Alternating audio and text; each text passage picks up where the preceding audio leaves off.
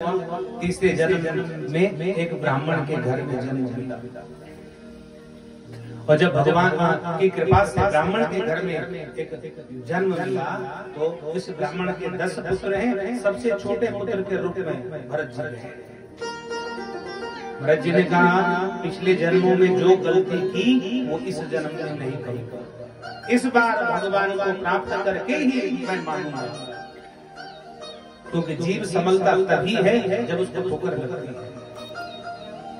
अब सोचने लगे कि मैं इस जन्म में कोई ऐसी गलती नहीं करूंगा जिससे मुझे किसी मृग तृष्णा में और माया में फंसना पड़े, बिल्कुल नहीं।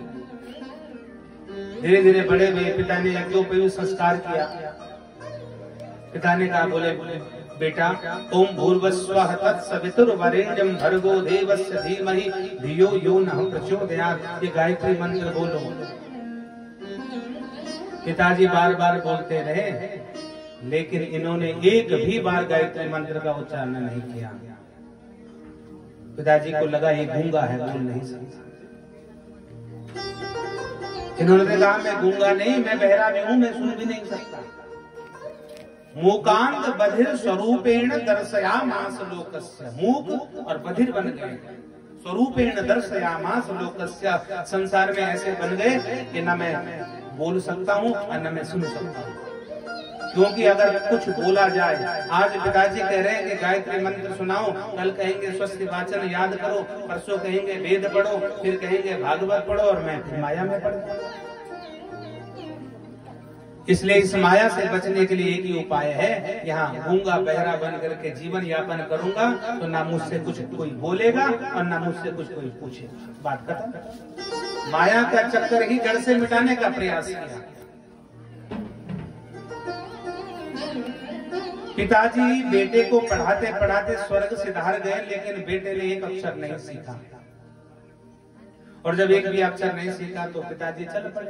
अब पिताजी गए तो 9 भाई बड़े थे, उन्होंने कहा ये पढ़ाई लिखाई में तो कुछ है नहीं, तो ऐसा करेंगे इसको खेती के काम में लगा देते हैं। इन्होंने सोचा अगर मैं खेती का काम अच्छा करने लगा तो हमें सर्टिफिकेट मिल जाएगा कि ये खेती अच्छी करता है। आज तो हम अपने घर की करेंगे, कर सारे गांव के लोग हमसे करवाएंगे। अब भाई जो काम जो व्यक्ति अच्छा करता है उसी को बोला जाता है कि आप करो। तो उन्होंने सोचा कि अब क्या करो। भाइयों ने भी लगा दिया खेती के काम में। कहा जाकर के खेत खोदो। खेत खोदने के लिए बोला तो सोचने लगे अगर मैंने खेत बढ़िया से खोद दिया तो और खेत भी खोदने पड़ेंगे। एक काम अगर अच्छा कर लिया तो और करने पड़ेंगे। खेत खोदने को बोला तो एक बड़ा सा गड्ढा खेत में बना दिया। भाइयों ने कहा इसके बस का ये भी नहीं। भाइयों ने स्वयं ही खेत को खोदा, उसमें फिर जल भरा, फिर उसमें धान की रोपाई की। धान की रोपाई कर रहे थे, बोले तेरे बरस का खेत खोदना नहीं, इस पानी को रोकने के लिए खेत के चारों ओर मेंढ तो बना सकते हो, ये तो कर सकते हो। बोले हाँ कर सकते हो। गए मेंढ बनाने के लिए और एक मिट्टी का बड़ा पर्वत एक खड़ा कर दिया, डोंगी बन गई आपकी। क्योंकि अगर मेंढ बनाना में अगर सही से मेंढ बना ली, हमको सर्टिफिकेट मिल जाएगा कि अच्छा करता है और कल से हमको करना पड़ेगा। इसलिए काम भी अच्छा नहीं किया। चलो ये समय भी बीता। भाइयों ने भी सोचा नहीं ये पढ़ाई लिखाई के काम करना, घर का काम का बचा कुचा मोटा जो अन्न होता था सो उसको बचा कुचा देते थे। और ऐसे ही उन्होंने अपना जीवन यापन किया। यहाँ इनको भाइयों ने कहा ये जड़ है और यहाँ इनका नाम जड़ भरत पड़ गया। अब जड़ शब्द के 2 अर्थ है। जड़ माने होता है मूर्ख और जड़ माने होता है मूल। भरत जी महाराज बाहर से तो जड़ मूर्ख हैं, लेकिन अंदर से जो पूर्व जन्म में जितना भजन किया है उस भजन के प्रभाव से अपने मूल को समझते हैं कि मैं परमात्मा का भक्त हूँ और मुझे परमात्मा को प्राप्त करना है। जड़ का मतलब मूल भी है, जड़ का मतलब मूर्ख भी है। सामाजिक दृष्टि से जड़ का मतलब मूर्ख है और आध्यात्मिक दृष्टि से जड़ का मतलब मूल है। ये अपने मूल को समझते हैं। पूर्व जन्म में जो गलती की थी, भगवान के भजन से वंचित रहा था, इस जन्म में नहीं होगा। भाइयों ने कहा इसके बस का ये भी नहीं। अब खेत तैयार हो गए, भाइयों ने सब काम को किया। अब धान में जब बालियां आने लगे तो चिड़ियाएं जो है बालियां खाते हैं। तो हाथ में एक डंडा पकड़ाया, भाई तुम और कुछ नहीं कर सकते, ये जो चिड़ियाएं ये धान के बीजों को चुग करके जा रही हैं, इनको दूर भगाओ। तो चुपचाप चले गए, खेत के किनारे खड़े हो गए। और जब खड़े हो गए तो खड़े होकर के देखने लगे सारी चिड़ियाओं। और आत्मा में पूरा ज्ञान है, जो पूर्व जन्म का जितना भजन किया था उसके प्रभाव से आत्मज्ञान है, पूरा आत्मज्ञान है। अब सोचने लगे इस चिड़िया में भी भगवान बसता है, और उतना ही बड़ा भगवान चिड़िया के अंदर है जितना बड़ा भगवान मेरे अंदर है। क्योंकि ममे वांसो जीव लोके जीव भूत सनातना मनः षष्ट्यानि इंद्रियाणि प्रकृति स्थानि कर्षति। गीता में भगवान कहते हैं ममे वांसो जीव लोके, इस संसार में जो जीव है मम एव अंशः, वो मेरा ही अंश है। जीव का मतलब केवल मानव नहीं है, जीव का मतलब वो चाहे विष्ठा में रहने वाला कीट हो, चाहे जलचर हो, चाहे थलचर हो, कोई भी जीव हो, उसमें भगवान सब में बराबर का रहता है। कुछ लोग कहते हैं कि हाथी में भी उतना ही प्राण और चींटी में भी उतना ही प्राण कैसे हो सकता है? चींटी तो इतनी छोटी है और हाथी इतना बड़ा है। ऐसे इसलिए दिखाई देता है, हमारी समझ में इसलिए नहीं आता क्योंकि जब हम कहीं पर अग्नि जल रही हो, अग्नि एक तत्व है, लेकिन अग्नि जब जलती है तो अगर गोल लकड़ी में अग्नि जलेगी तो गोल ही दिखाई देगी, लंबी लकड़ी में अग्नि जलेगी तो लंबी दिखाई देगी, तिकोनी लकड़ी में अग्नि जलेगी तो तिकोनी दिखाई देगी। लेकिन सारी लकड़ियां जब जल जाएंगी तब एक ही स्वरूप दिखाई देगा, केवल अग्नि। ऐसे ही भगवान अनेक शरीरधारियों में समान रूप से विद्यमान है, लेकिन शरीर की आकृति अलग अलग होने के कारण वो अलग अलग संसार में हमको दिखाई देती है। सोना एक धातु है, सोने का कंगन बनता है, सोने की नथ बनती है, सोने की मांग टीका बनता है, सोने की हार बनता है।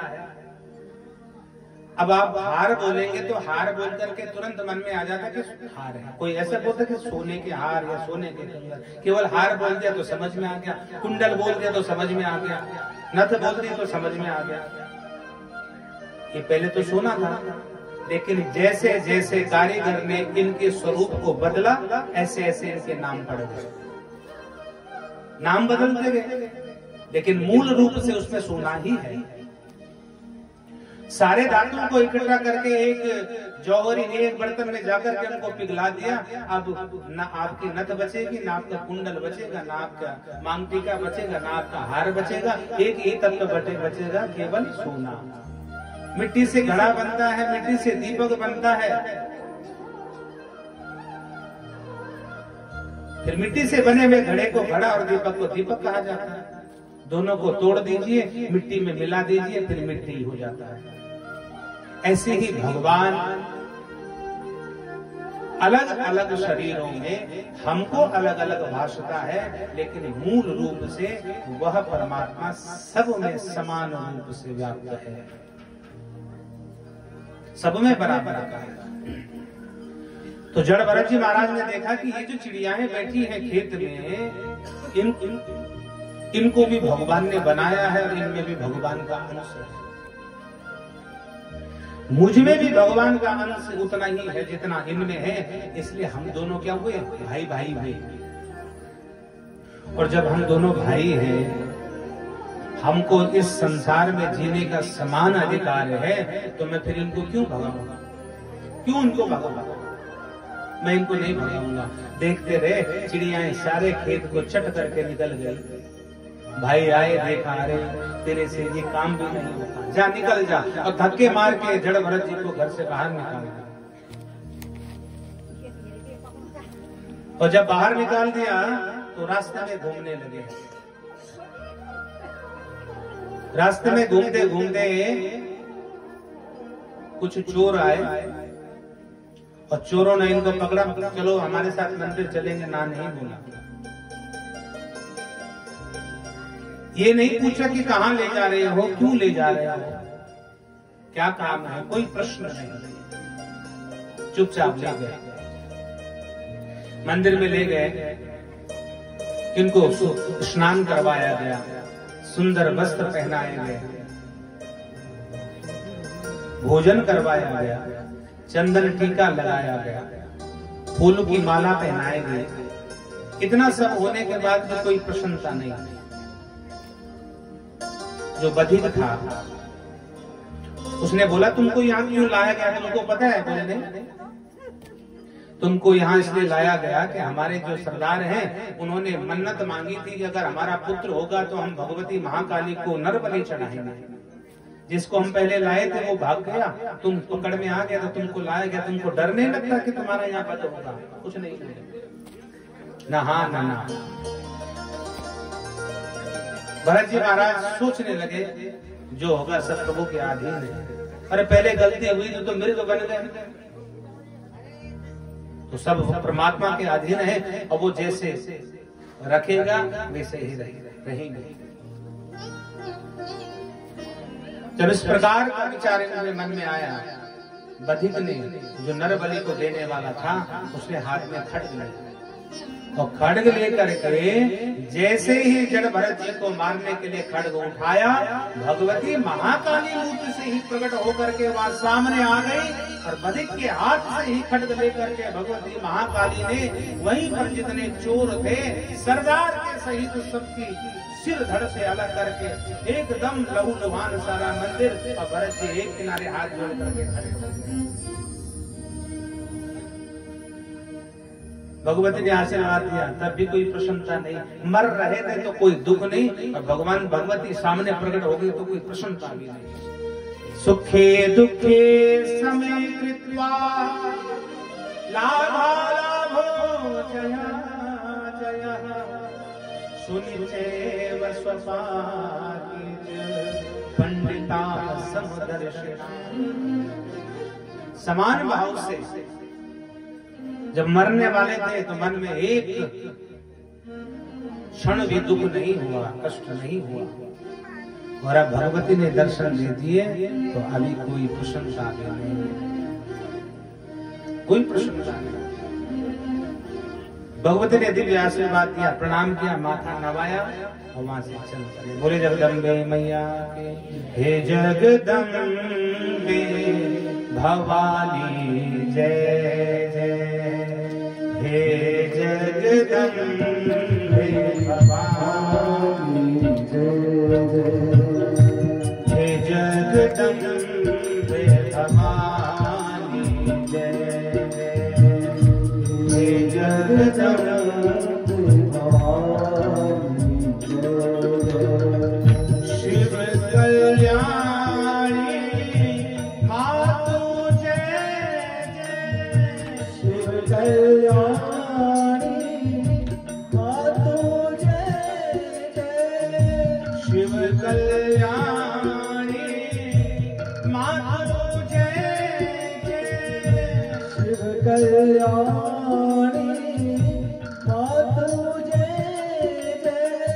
मात भवानी जय जय, मात भवानी जय जय, मात भवानी जय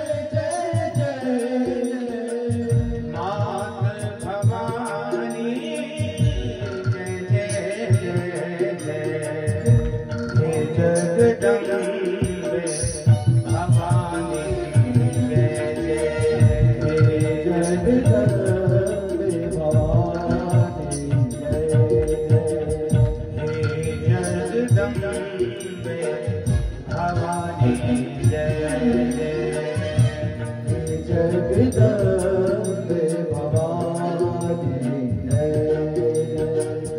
मात भवानी जय जय जय जय, मात भवानी जय जय जय जय, मात भवानी जय जय जय जय, मात भवानी जय जय जय जय, कल्याणी मातु जय जय, शिव कल्याणी जय जय, मातृ भवानी जय जय,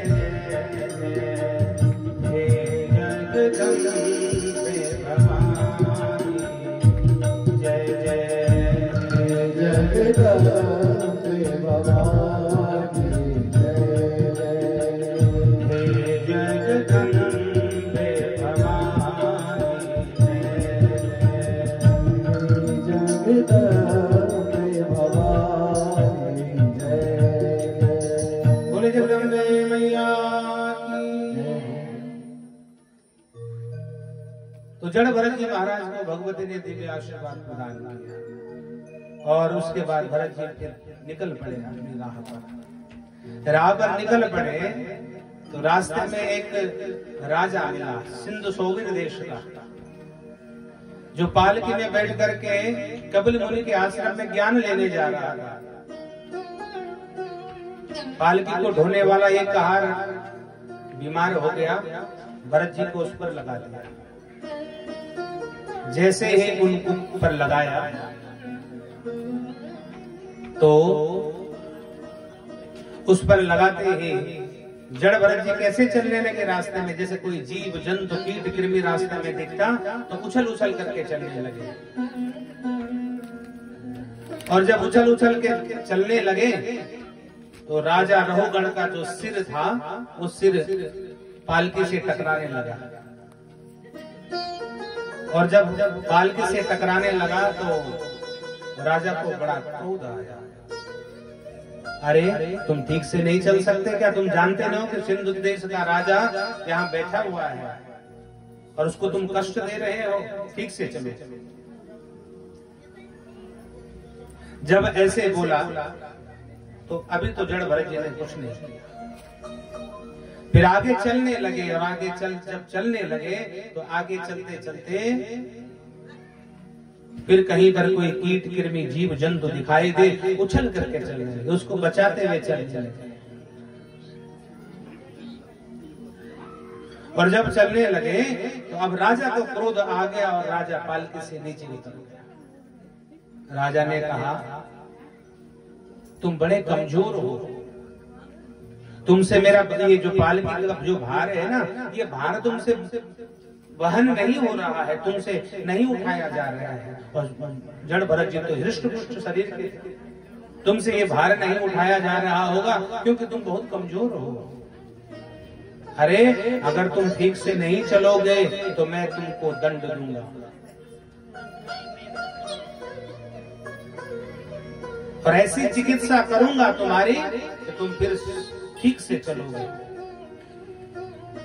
जड़ भरत जी ने सोचा आज नहीं बोले तो जीवन में कभी बोलने का मौका नहीं मिलेगा। आज तक लोगों को ये पता था कि ये गूंगा है, मुकांत बधिर स्वरूपेण दर्शयामास लोकस्य, लेकिन आज अगर सही जगह पर बोल दिया जाए तो फिर बात सही हो जाए। अगर राजा को ही ज्ञान दिया जाएगा तो पूरी प्रजा अपने आप ही ठीक हो जाएगा।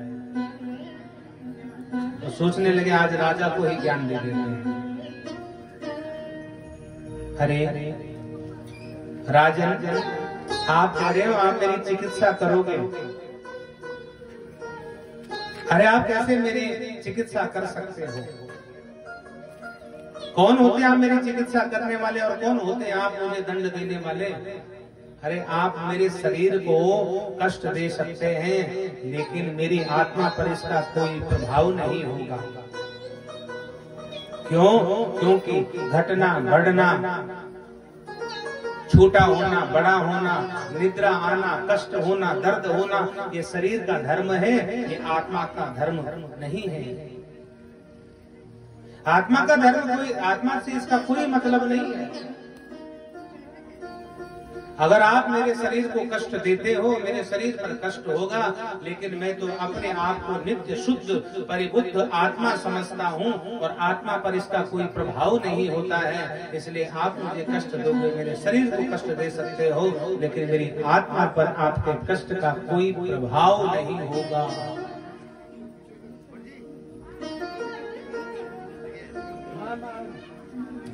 इसलिए आप ये भूल जाइए कि आप मुझे कष्ट देंगे।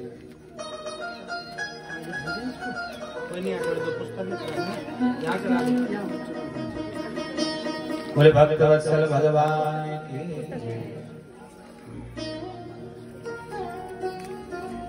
तो कहा, हे राजन, अगर आप मुझे दंड देंगे तो मेरे शरीर पर उसका प्रभाव होगा, आत्मा पर उसका लेश मात्र भी प्रभाव नहीं होने वाला। अब जब ऐसे ही इतने गूढ़ वचन जब राजा रहुगण ने सुने तो राजा रहुगण भी चौंक गया। कस्वम निगूढ़ चरसे जाना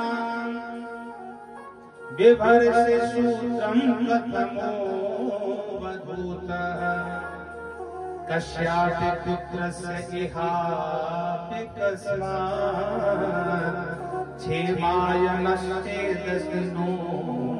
शुक्लः। अरे आप कौन हैं? आप कौन ब्राह्मण हैं? कहीं आप मेरे गुरु कपिल महाराज ये तो यहाँ मेरी परीक्षा के लिए नहीं आ गए? विवर्ष सूत्रा कथमो। अरे आपके कंधे में जनेऊ पड़ा हुआ है, अवधूत होकर के आप धारण यहाँ विचरण कर रहे हैं, इसलिए कहीं आप मेरे गुरु भी तो नहीं?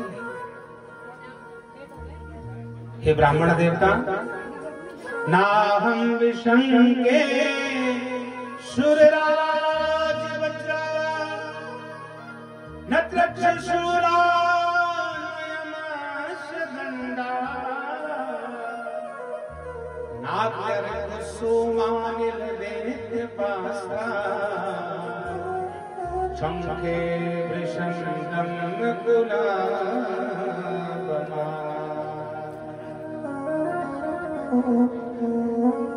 अरे महाराज, हे ब्राह्मण देवता, नाहं विशंके सुरराज वज्रा, मैं इंद्र के वज्र से कभी नहीं डरता हूं। न त्रक्षशूलान, मैं भगवान शंकर के त्रिशूल से भी नहीं डरता। न यमस्य दंडात, न मैं यम के दंड से डरता हूं, न मैं अग्नि से डरता हूं, न मैं चंद्रमा से डरता हूं, न मैं सूर्य से डरता हूं, न मैं कुबेर के दंड से डरता हूं। लेकिन अगर संसार में मुझे कुछ भय है तो शंखे वृषम ब्रह्म कुलावमाना। अगर मैं डरता हूं तो इस बात से डरता हूं कि कहीं मेरे द्वारा ब्राह्मणों का कहीं अपमान न हो जाए। इस बात का मुझे बड़ा भय है। इसलिए ये प्रभु, आप मुझे लगते हैं आप बड़े ज्ञानी हैं, इसलिए प्रभु मैं आपसे जानना चाहता हूं कि आपने कहा कि अगर आप मेरे शरीर को कष्ट दोगे तो इस आपके आत्मा पर इसका कोई प्रभाव नहीं होगा। कैसे? मैं आपको उदाहरण देता हूं कि शरीर पर दिए गए कष्ट से मन और आत्मा भी दुखी हो सकती है। कैसे हो सकती है? ऐसे हो सकती है, रहुगण ने एक उदाहरण दिया। यही ब्राह्मण देवता, जैसे हम अग्नि जलाते हैं और अग्नि जला करके हम उसमें बर्तन रखते हैं, बर्तन में हम फिर जल डालते हैं, उस जल में फिर हम चावल डालते हैं और अग्नि के ताप से बर्तन गर्म होता है, बर्तन के ताप से फिर जल गर्म होता है और जल के ताप से फिर चावल बन करके तैयार हो जाता है। ऐसे ही इंद्रियों पर किए गए प्रहार से उसका प्रभाव इंद्रियों पर होगा, इंद्रियों से उसके अधिष्ठाता मन पर होगा और मन से उसका प्रभाव आत्मा पर होगा। कहा, अको विदः को विद्वाद वदस्य तो नीति विदां वरिष्ठ न न सूरयो हि व्यवहार मीनम तत्त्वावमर्षेण सहानन्दे। हे राजन, आप विद्वानों जैसी बातें तो कर रहे हैं, लेकिन आप विद्वान हैं नहीं। बोले भक्तवत्सल भगवान, आप विद्वानों जैसे तो बात कर रहे हैं, लेकिन आप विद्वान हैं नहीं। इसलिए राजन, आप एकदम मूर्ख हैं। और जब राजा को मूर्ख कहा तो राजा को बुरा लगा। बोले महाराज कैसे? तत्त्वावमर्षेण सहानन्दे। आप जो कह रहे हैं कि आत्मा पर इंद्रियों के कष्ट का प्रभाव होगा, तो ऐसे ही नहीं होता है, क्योंकि आत्मा शरीर में रहते हुए भी शरीर से बिल्कुल निर्लिप्त है। ऐसे ही निर्लिप्त है जैसे कमल कीचड़ में जल में उगता है, लेकिन उसके बाद भी कमल जल में निर्लिप्त नहीं रहता। उस पर जल डाल दो, जल को एकदम किनारे कर देता है। ऐसे ही हमारा आत्मा भी शरीर में रहते हुए भी शरीर से निर्लिप्त है, अलग है, चुप्त है, बाहर है। इसलिए राजन, आप इस भ्रम में न रहे कि आप ही गुरु के आश्रम ज्ञान लेने जाते तो आप ही ज्ञानी हैं। और जब ऐसी बातें कही तो कहा रौगण ने निदाग दग्धस्य यथाम हिमांगः कुदेहमानान् विनः दृष्टे। अरे आपके वचन मुझको ऐसे प्रतीत हो रहे हैं जैसे धूप से तपे हुए व्यक्ति के लिए ठंडा जल मिल जाए, ऐसी आपकी वाणी है। महाराज मुझे ज्ञान दे दिया। और जब अब ज्ञान देना प्रारंभ किया तो उन्होंने दिव्य उपदेश रहुगण को दिया। भवाटवी का वर्णन, सूर्य की गति, चंद्रमा की गति, राहु का वर्णन और पूरी नवखंड पृथ्वी इत्यादि का वर्णन करके अंत में राजा रहुगण को नरकों का वर्णन सुनाया। रहुगण ने जब नरकों का वर्णन सुनाया तो रहुगण डर गए। महाराज, नरक कितने होते हैं? बोले नरक तो असंख्य है, लेकिन भागवत जी में 28 नरकों का वर्णन आता है। तामिश्र, अंध तामिश्र, कुंभी, असिपत्र वन, बैतरणी इत्यादि 28 नरक है। और जो जिस प्रकार का पाप करता है उसको उसी नरक में भेजा जाता है। बोले महाराज, अच्छा ऐसा है? हाँ। तो क्या इन नरकों से बचने के लिए कोई ऐसा साधन है कि हम जल्दी से जल्दी नरकों के पाप से बच सके? रहुगण ने कहा, नरकों से बचने के लिए सबसे छोटा उपाय है भगवान नाम का संकीर्तन। इससे छोटा उपाय कोई नहीं है संसार में। अब आज तो शॉर्टकट जमाना है, सब जानते हैं। तो कलयुग में भगवान की कथा भी बहुत छोटी है। कलयुग में नाम संकीर्तन मात्र से ही जीव का कल्याण हो जाता है। और नारद जी महाराज ने कलयुग के लोगों के लिए जब कथा पूछी भगवान नारायण से, उन्होंने कहा सत्य नारायणम व्रतम, सत्यनारायण भगवान की कथा करो। वो 1-1.5 घंटे में पूरी हो जाती है, लेकिन तब भी लोग उसे पूरी सुनना नहीं चाहते। जबकि सत्यनारायण व्रत कथा में 5 अध्याय हैं और 5 अध्यायों का बड़ा रहस्य है। अगर कभी सुननी हो तो आप निमंत्रण जरूर दें, दक्षिणा चाहे दे न दे, लेकिन सुननी हो तो कभी निमंत्रण देना। आपको 5 घंटे सुनाएंगे और तब पता चलेगा आपको कि उसमें है क्या। सत्यनारायण व्रत कथा छोटा उपाय है, लेकिन वो छोटा नहीं है। अरे 1 क्विंटल के व्यक्ति के लिए 5 मिलीग्राम की दवाई एकदम काम कर देती है। ऐसी ये सत्यनारायण भगवान की कथा है। तो सबसे छोटा उपाय सत्यनारायण व्रत कथा, लेकिन उसको भी लोग ठीक से पूरा नहीं सुनते। और किसी के शादी विवाह में तो बिल्कुल ही नहीं सुनते। सब पहले ही कह देते हैं पंडित जी हम तो कल से थके हुए हैं शादी में और जल्दी निपटा दिया।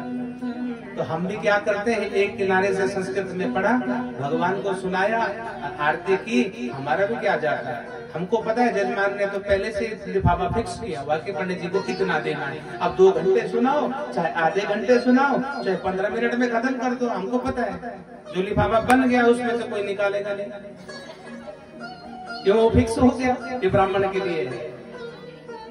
तो जे हमको पता है तो हमारा भी क्या जाता है। लेकिन देखो हमारा तो ये है, आज नहीं कोई न कोई जजमान श्रद्धावान मिल जाएगा, उसके यहाँ खूब विस्तार से सुना देगी। लेकिन आपको जीवन में कभी कभी मौका मिलेगा, इसलिए इस उपाय को भी ढंग से कर लिया करो। छोटा सा उपाय है, इससे छोटी कथा कहीं दुनिया में नहीं मिलेगी। अब आप ये कहो कि पंडित जी इससे भी छोटा कुछ बताओ, तो इसका एक ही उपाय है। ब्राह्मण देवता जाएंगे, आप गेट पे जाएंगे, ब्राह्मण आपको आशीर्वाद देगा, अपनी गाड़ी स्टार्ट करेगा, चले जाएगा, दक्षिणा आप मेरे अकाउंट में डाल देगा। इससे कोई छोटा उपाय होगा बताओ? अब हम क्या करें? जब आपकी श्रद्धा ही नहीं है तो हम क्या किसको सुनाए? तो इतना ही तो होगा, आशीर्वाद दिया, पैर छुए, ब्राह्मण के आशीर्वाद दिया, ये मेरा नंबर है, इसमें गूगल पे फोन पे कर देना और हम चले। तो ऐसे में कल्याण करना होगा, न उस ब्राह्मण का कल्याण होगा जो आया है, और न यजमान का कल्याण होगा। इसलिए कोई भी उपाय हो, छोटा हो बड़ा हो, शास्त्र विधि से उस कार्य को करना। हमें कई लोग बोलते हैं पंडित जी जल्दी करो, मैं सोचता हूँ हमने बेकार इतने मंत्र पढ़े, 2 में ही जब काम हो रहा है तो क्यों पढ़े हम? तो हमारा भी क्या है, हम भी क्या करते, जिसने बोल दिया जल्दी करो, हम भी इतनी जल्दी करते हैं कि हम दूसरा काम भी पकड़ लेते हैं। दिन में 2 बजे के बाद दूसरे शिफ्ट। हम क्यों रहे दिन भर तुम्हारे घर में? दोष हमारा नहीं है, हमसे करवाओ। अब जब आप ही कह रहे हैं कि जल्दी करो, और सबसे ज्यादा जल्दी होता है शादी में। शादी विवाह में तो बस टाइम हो गया, 4 बजे विदाई है, अरे 2 बजे तुम ये फोटोग्राफर भाई बैठते हैं, ये 3 घंटे लगाते हैं पूरे। 10 बजे अगर बारात आती है तो 1:30 बजे से पहले ये नहीं छोड़ते, यहीं बैठे हुए हैं। और 1:30 बजे तक उसके बाद खाना पीना होते हुए 2-2:30 बज जाते हैं। होता है कि नहीं होता? यही होता है शादी में। और 2:30 बजे फिर ब्राह्मण की याद आती, कहाँ हो पंडित जी? फोन किया, इधर उधर, ये सो, हाँ बैठो। और सुनो 4 बजे विदाई। अरे 2:30 बजे तुम ब्राह्मण को बुला रहे हो और 4 बजे विदाई। 1.5 घंटे में कितने मंत्र पढ़ लेगा ब्राह्मण तुम्हारे लिए? 10 मंत्र, 20, 30, 50, 100, कितना जल्दी। और वैसे भी रात को जो सोया नहीं हो व्यक्ति, तो उसकी स्पीड भी इतनी नहीं होगी वो 200 मंत्र पढ़ ले। उसने भी 20-30 मेन पढ़े, और 4 बजे उसको क्या चाहिए? उसने भी कहा चलो ठीक है, अपना दक्षिणा देखे घर गया, सो। तब फिर 1-1.5 घंटे में शादी हो जाती है आजकल, इससे ज्यादा समय नहीं लगता। फिर 1.5 घंटे जो वो मंत्र जो सब स्वाहा हो गए, फिर क्या हुआ महाराज? ब्राह्मण देवता को 2 साल बाद पता चलता है कि ये तो कोर्ट में गए हुए दोनों। ध्यान रखिए, बात बहुत गंभीर है। फिर कहाँ है? और गृहस्थ थी, ब्राह्मण को तो करते रहे पूछने के, हाँ ठीक चल रहा है गृहस्थ महाराज, कहाँ ठीक चल रहा है? पति उन दोनों की बन नहीं रही। अच्छा, तो कहाँ से बनेंगे मंत्र? तुमने पूरे पढ़ने की नहीं, जन्म पत्री तुमने जुड़ाई नहीं, गुण तुमने जुड़ाए नहीं, नाड़ी दोष तुम्हारा है, 36 में से 5 गुण तुम्हारे पूरे नहीं जुड़ते, तो कहाँ से तुम्हारी बनेगी? हमारे शास्त्र, अरे शास्त्र ऐसे लोगों ने लिखा